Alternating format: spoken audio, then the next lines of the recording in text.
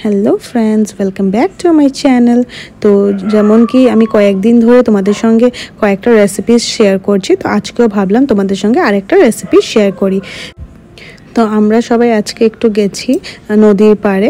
তো ওখানে দেখলাম কি কয়েকটা মাছওয়ারা এই পাড়ে এসেছে মাছ বিক্রি করার জন্য। তো দেখো মাছ ব্যাপারীরা ওদের থেকে মাছ কিনছে।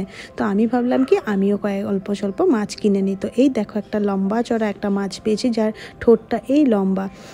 তো ফ্রেন্ডস, তোমরা কমেন্ট করে বলো যে কি এই মাছটার কি নাম। আমাদের মধ্যে তো এটা কাটকা মাছ বলে, তো তোমরা কি বলো এটা আমাকে প্লিজ কমেন্ট করে জানিও। তো মাছগুলোকে আমি সুন্দর করে ধুয়ে এটাকে কাটতে বসে গেছি। তো এই মাছগুলো সত্যি ভীষণ ফ্রেশ, বিকজ জাস্ট নদীর থেকে এখনই জাল মেরে ওরা উঠিয়েছে আর আমরা কিনে নিয়ে এসেছি। তো এত ফ্রেশ মাছকে কাটতেও ভীষণ ভালো লাগে, মানে জলদি জলদি সব কাটা হয়, কেন কি ফ্রেশ মাছ কাটতে আলাদাই মজা। তো যেহেতু আমরা সকাল সকাল মানে একটু হাঁটতে গেছিলাম, তো ওখানে পেলাম, তো ভাবলাম কি আজকে এটা বানিয়ে নিই। তো তোমাদের সঙ্গে আজকে এইটারই রেসিপি শেয়ার করব। তো আমাদের ঘরে স্পেশালি আমরা এই ছোটো মাছগুলোকে ফ্রাই খাই, বিকজ আমাদের ঘরে সবাই ফ্রাইটাই বেশি প্রেফার করে।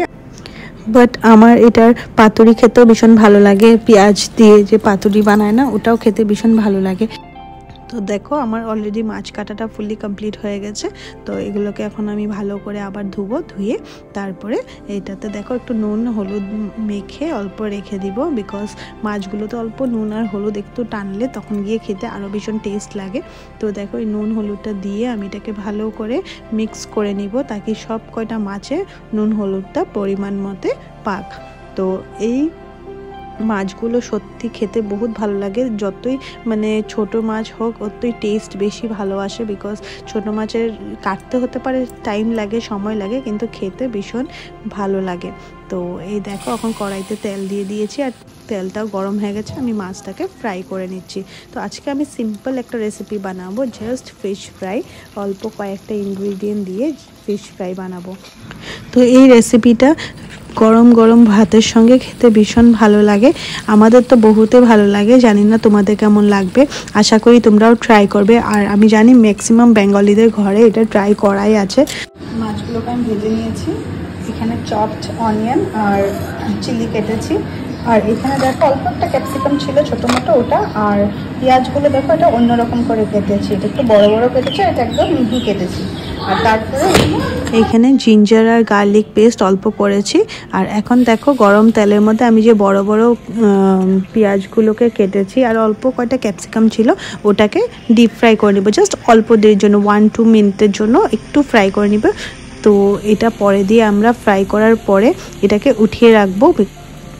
তো দেখো এটা অলরেডি অল্প অল্প ফ্রাই হয়ে গেছে, তো এটাকে আমি এখন উঠিয়ে রাখি। তো এটা উঠাবার পরে আমি আবার ওই তেলটার মধ্যেই যে চপড অনিয়নটা ছিল না ওটা আর চিলিগুলো দিয়ে দিয়েছি ফ্রাই হওয়ার জন্য। এটা ফুললি আমি ফ্রাই করব, ফুললি বানাবো।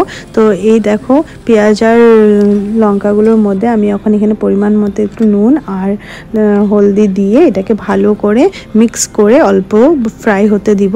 একটু লো স্টিমে ফ্রাইটা করুন, বিকজ নাহলে পেঁয়াজগুলো জ্বলে যেতে পারে।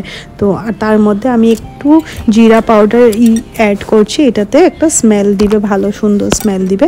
আর অনিয়ন আর নট অনিয়ন, গার্লিক আর জিঞ্জার পেস্টটা যে ছিল ওটাও দিয়েছি, দিয়ে ভালো করে অনিয়নটা যখন হয়ে গেছে তো তারপর আমি এটার মধ্যে ফিশটা দিয়ে দিয়েছি, আর বড় বড় যে অনিয়নসগুলো ছিল ওগুলোও দিয়ে দিয়েছি। তো দেখো আমার ফিশ ফ্রাই রেডি হয়ে গেছে।